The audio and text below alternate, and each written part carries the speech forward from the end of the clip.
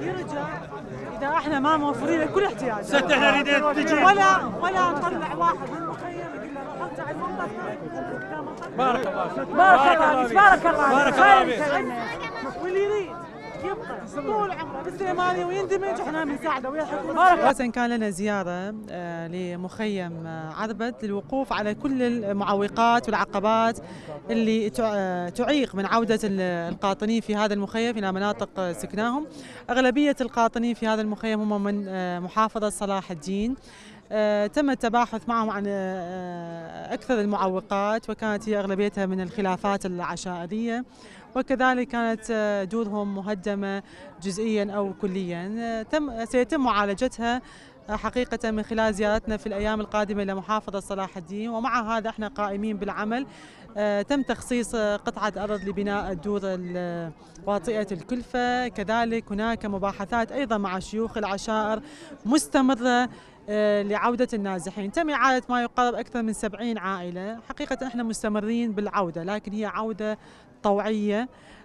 لن نطلب من أي عائلة مقيمة في المخيم الخروج من المخيم والعودة قسريا أبدا، لكن هي نحتاج اليوم أنه يكون أكو تعاون حقيقي مشترك بين الحكومة الاتحادية وحكومة الإقليم.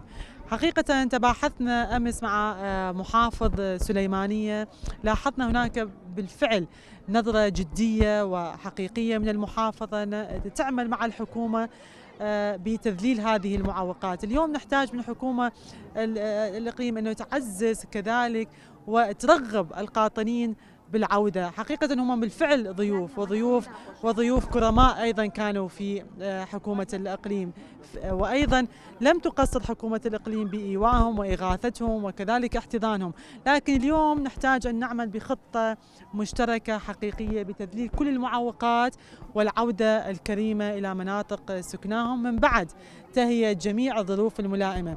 كنت سعيدة جدا أمس من سمعت من محافظ سليمانية أنه ينسق العمل مع محافظ صلاح الدين ويعود العوائل. هذا ما نحتاجه اليوم، أن يكون هناك تنسيق وتواصل مستمر لتذليل هذه العقبات والعودة الكريمة لكل القاطنين بالمخيمات. اليوم من المعيب جدا أنه إحنا في هذا القرن وفي سنة 21 ولحد الآن لدينا مخيمات ولدينا نازحين في المخيمات.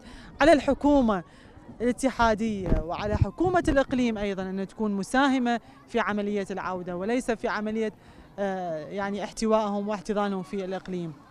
علينا أيضا أن نساهم أنه كيف نعمل على برامج مشتركة لإعادة تأهيلهم، نعمل على برامج مشتركة أنه كيف نعمل مشاريع مدرة. اليوم نحتاج مو فقط الحكومة الاتحادية نحتاج جهد كبير من المجتمع الدولي أن يساهم أيضا في عملية العودة الطوعية، يكون مساند حقيقي ويعمل مع خطة الحكومة، باعتبار أنه الحكومة الحالية تبنت هذا البرنامج لإنهاء هذا الملف والعودة الكريمة للجميع.